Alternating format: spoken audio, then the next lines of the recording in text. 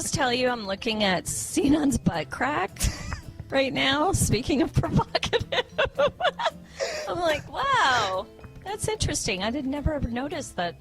They showed her butt a lot, I will tell you that. They did, I know, but I just don't ever remember seeing that so, like, the plumber's crack so bravely displayed.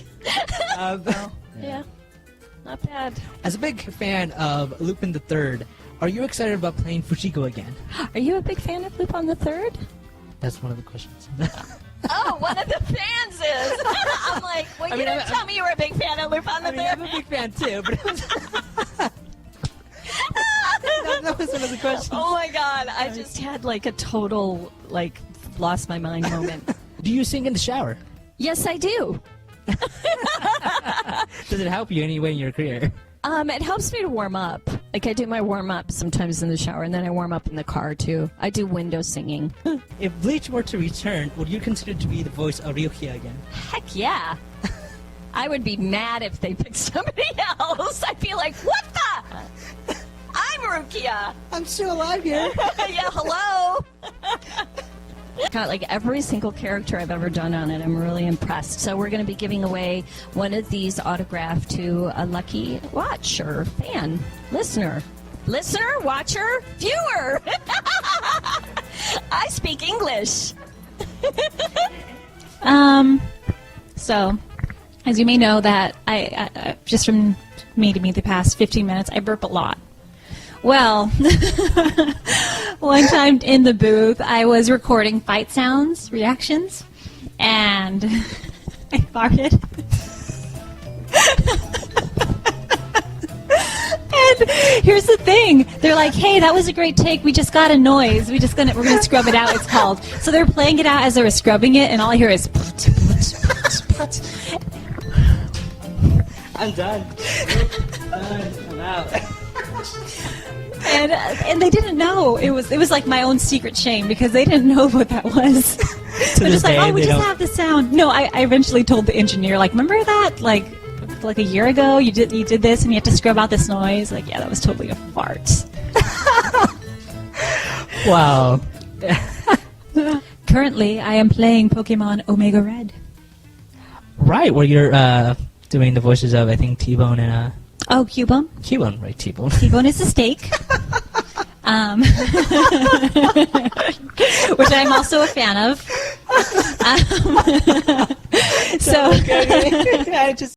And here today I have Nicotus and Prompto. Hi, guys. Did I get your role? I play Prompto. Mm-hmm. Right. And you play... I play Nicotus. You play Saint Nicotus. He later becomes Santa Claus.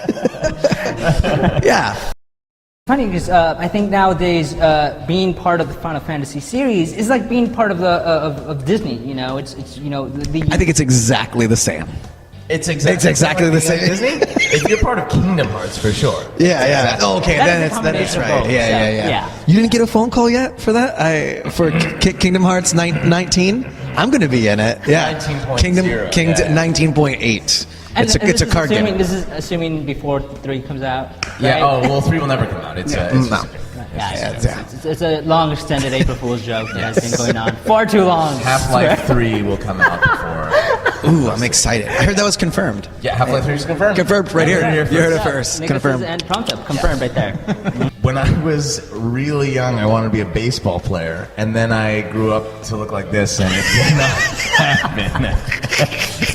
What was the moment you were like, I don't have any physical ability? I was really into baseball cards. I was good at that. Me too. Not at baseball itself. I didn't know that. Whoa. I have a huge collection at home. My parents just had a garage sale, and yeah, and I was like, don't throw away my baseball cards. And they're like, I went through all my old ones, and I only have the good ones at this point. yeah, the 90s were oversaturated. Yeah, Tops. Thanks, Tops. Yeah. What has been your most favorite character you voiced so far? It's tough. I feel like that's like kind of asking like to pick your favorite kid, right? Yeah. Because like even if I could narrow it down to 2, it'd be like the good son, where I'd have one in my hand, and then I'd have to just be like, you're not the favorite. Prompto's got to be up there for sure. He's at least on the cliff in one of my hands. Maybe. Along with Tink from Battlestar. Yes, totally. Somebody's Googling that right now going, Yes. what is... Look up Tink and King from Bottersnacks. You're looking at the protagonist and antagonist of the children's Australian series on Netflix. Oh, yeah. Why did we just plug that? That's what I came here for. Oh, that's right. That's what I... What other video games from the series Final Fantasy were you a part of? I play, oh no. Kurosame. Almost said Dr. Kurahashi. the terminally ill patient doctor from Sword Art. So we're diving into Final Fantasy 15 now, and I think that's why everyone is watching this awesome interview. They're not here for our hair. That's No, not at all. Yeah. I was starstruck. Keith Farley was the director and the casting director, and I knew him from Mass Effect, and I'd sent him a fan letter like years before asking if he could give lessons. Would you sign my CD for me? He responded saying, I don't do lessons right now, working on stuff, but I'll let you know when I do. And I never heard back from him again until I was in the booth with him, and I didn't want to say anything. Like, I'm a big fan of yours. Does he know to this day? Does he know now? Yeah. Yes. Yeah. Okay. He was nonplussed. It was like, okay. It's not unheard of for them to do a demo cast and then recast once the Right. game goes. Which But some are speculating that happened because in the demo when it came out in 2015, Noctis has a different voice. right? Yeah. Yeah. So was that you? Was that another? That was me. Yeah. Yeah. That's right. A lot of people say, oh, you're so much better than the demo voice. And I go, okay, cool. I'm playing the game and I go, wow, I can do a really good impression of the main character. And I forget, oh, wait, no, I did that. It's still weird. I started playing yesterday, and 2 times while I was playing, my girlfriend was in the other room, and she would go, "What?"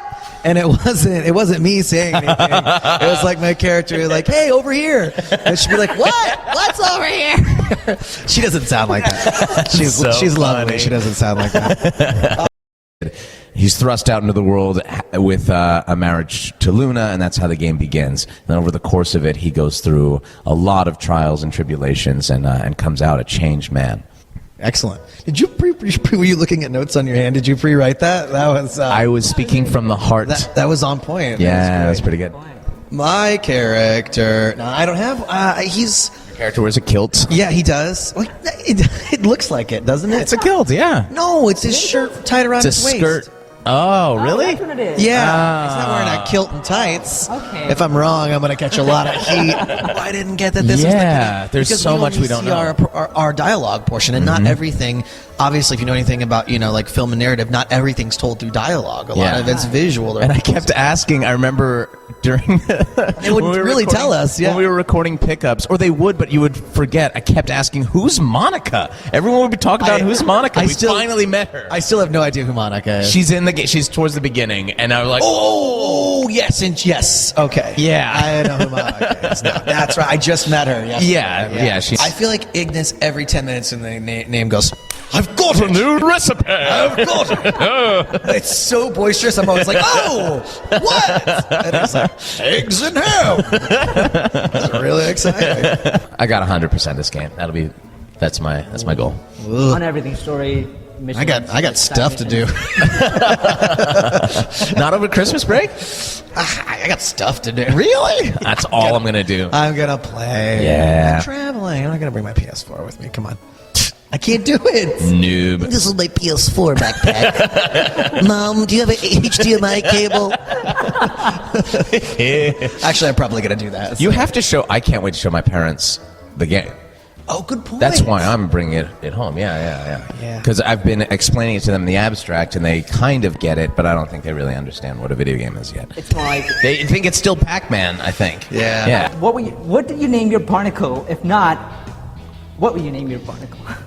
Carbuncle. Oh, Carbuncle, yeah. Carbuncle, sorry. It's Barnacle, I my named bad. my Carbuncle. Carbuncle Keith Farley because he helps me on my journey. That's awesome. Yeah. I did play the demo. I thought it was great. It reminded me a lot of Kingdom Hearts, and I think I named my Carbuncle some kind of pun about his terrible pimple thing. I can't remember what it was. It was some kind of gross pun. What was your experience like working in Expelled from Paradise? That was such a great reunion with me and Steve Bloom. I have to say it was very nostalgic for me. Playing Angela with her wild last name Balzac. She was quite a character. Compared to Sakure or other harem anime they have, Or like Deers, Testament, or Deers. yes, Deers is another with one. With your yes. character, Miss, my what is her name? my orgasmic teacher character. Yes, she Yoshimine. she was an interesting one. Yeah. Yoshimine. Can you do the voice? It depends. I can tell you, whenever she was speaking, she'd get a little excited. Yeah, it wasn't unusual. She was very climactic, let's say. Yeah. What was it like to voice Berserker of Black from Fate? Because I know that particular character generally... Interesting. In some ways, very easy because she has no dialogue, so all I have to do is grunt. Can you give us a little sample of her? She's just, there's so much to express and just non-verbally.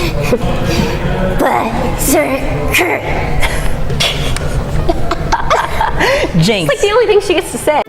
Like, I don't mind watching a show like that. I'm just going to turn my brain off and just like, if you just want to show me gravity-defying, sparkly, bouncy boobies that defy all the laws of nature for like 30 minutes, I'm fine to watch that. It's funny, but it's not an entire series. And here's the deal.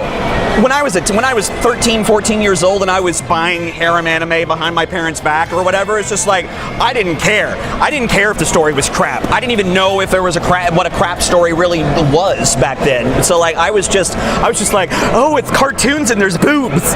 Like, yeah, exactly. The very first gig that I ever had was bit parts for a show called Wedding Peach. It was a 2004 anime. I was the third volume, like the second or third episode. It was a college student that buys a cursed ticket to a soccer game and becomes a zombie. Leave it to anime. That's exactly. Anime. Yeah. That's anime for so you. it was just like that's anime. I knew what to. I mean, by that point, I'd been an anime fan for 6 or 7 years. So probably more, so I knew what to expect. Yeah, I knew what to expect. Hideyoshi's my waifu. I'll never be your donut! They also were pretty sure that you're the donut to his banana. You should lose those friends. When I got called in to record for Attack on Titan for the first time, Mike told me you're going to be playing Connie, and I didn't know who that was. In fact, I was like, isn't that a girl's name? And then when I saw the character, I was like, this is that bully kid. How did I get the bully kid? And so then we watched the first scene, and I was like, oh, he's not a bully. He's dumb. One of his best lines is, this big, beautiful son of a bitch is our ticket out of here! Which is one of my favorites, and people always like that one. But then Bakugo sits in a completely different spot of my body, where he gets really low and in my chest and my throat. And all he's ever saying is we have a joke about how much he just says, like, die, stupid Deku! How was it doing all those fighting grunts and all that, the fighting? If I can keep from giving myself a hernia, I feel it's a good day. There you go. Spoken like an old pair of shoes. Alright, it's so embarrassing that everyone's watching that. Okay, what do I put Oni-chan in it? Oh, that's better, yes. So that's like an, okay. Oni-chan, Ito!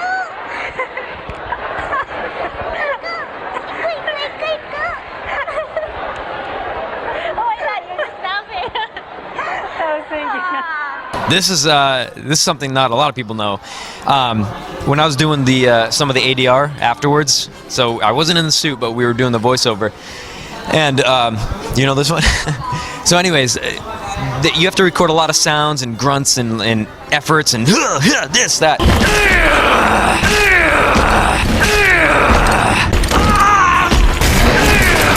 And the very last session that we had, I had to do all Leon's deaths, where he dies, whether that's being burned alive, blown up, shot, killed, stabbed, or whatever. And they all have different kind of sounds. And so the very last one that we did, I was getting choked out by probably Mr. X. They didn't tell me what it was, but they said, imagine someone impaled you in the stomach, lifted you up, choked you, and then you died. And they said, just go for it. So I really wanted to make it sound good, so I put a little water in the back of my throat with a bottle, so I had to gurgle with the blood.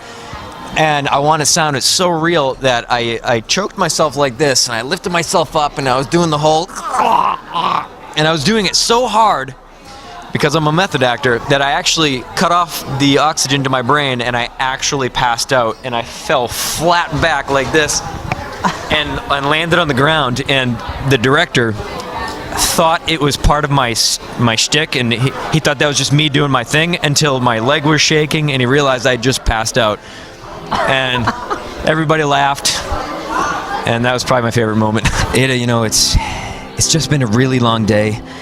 I'm a little bit stressed. A lot of people are trying to kill me, but I looked over and you just had that twinkle in your eye, and your hair is so shiny and straight, and hey, Ada, stop walking away from me! Jesus Christ! That during Sonic Adventure 2, they had a whole group from Sega Japan who was there to kind of critique as I was doing the lines. And so they're all just sitting on the other side of the glass and they're just watching me record every line. And it was really weird. No pressure. No pressure, none at all. And so they didn't speak English, and so they were all talking through a translator.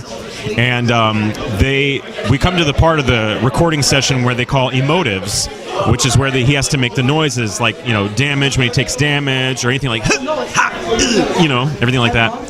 And they had Sonic climbs a ladder. And so of course, you'd make ladder noises. So I was like, and then the Japanese cast was like, no. Hi-ya-oo, hi-ya-oo, hi-ya-oo. And then luckily the voice director was like, we don't sound like that in America. We don't say hi-ya-oo. We just go, just, you know, sounds of exertion. So we had a good laugh over that I kind of wish it made it through so that in the American version of the game, Sonic would climb a ladder and go, hi-ya-oo, hi-ya-oo, hi-ya-oo, hi-ya-oo, hi-ya-oo. And the bullet, you know, the closest bullet. Well, one bullet was just like an inch. It lodged into the back of the car, and if it had just been an inch higher, it would have went right into my head. And then another bullet actually lodged in the back of my seat in the metal plate. I felt it actually touch me, but there was a metal plate in the seat that it hit and bounced off. And actually, had that not been there, I kept that bullet. I got that one. Oh, you got that? Wow. And the other bullet that lodged into the back window, I kept that one too. But yeah, when you're getting shot at point blank, it's pretty intense. Speaking of getting shot at, you know, and all right, let's let that pass. It's probably going to be a little loud. Yeah. We are in downtown LA, you know, just a few blocks from Skid Row. Yes, that's correct. So Pretty regular. pretty intense. I don't know how many jackpots I said today. People are like, "Can you say jackpot?" I'm like, "Really?" And they're like, "No, I'm serious." I'm like, I know you're serious. A typical anime goddess would be, who's all perfect and everything. No, she's actually completely useless. Total klutz. She's a klutz, and it's silly, but it's great because nobody is actually perfect. She's like, oh, you see her and you think she's a waifu, but actually she's clumsy and ridiculous. And you know what? That's me. Absolutely a Stolfo. A Stolfo is everyone's waifu and husbando. I love him so much. Direction for Stolfo. How did Tony Oliver, the voice director for Fate Apocalyptia, how did he...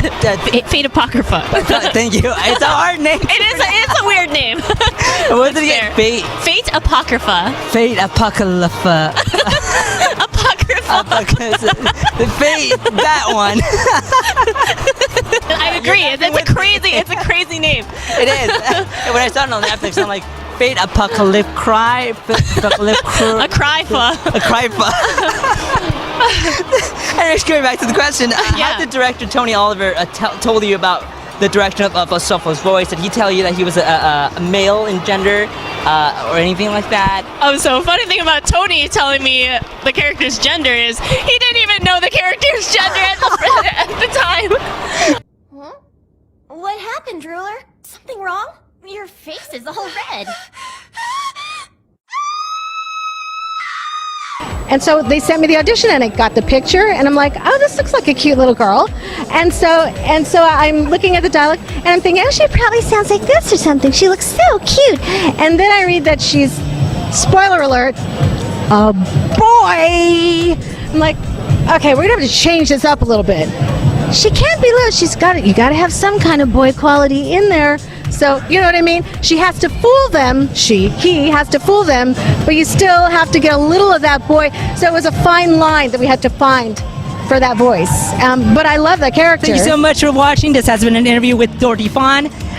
Remember to subscribe so you won't miss any awesome interviews. And I'll see you guys next time. Any last words? Wait, that sounded wrong. Sorry. Any last words? Please save me.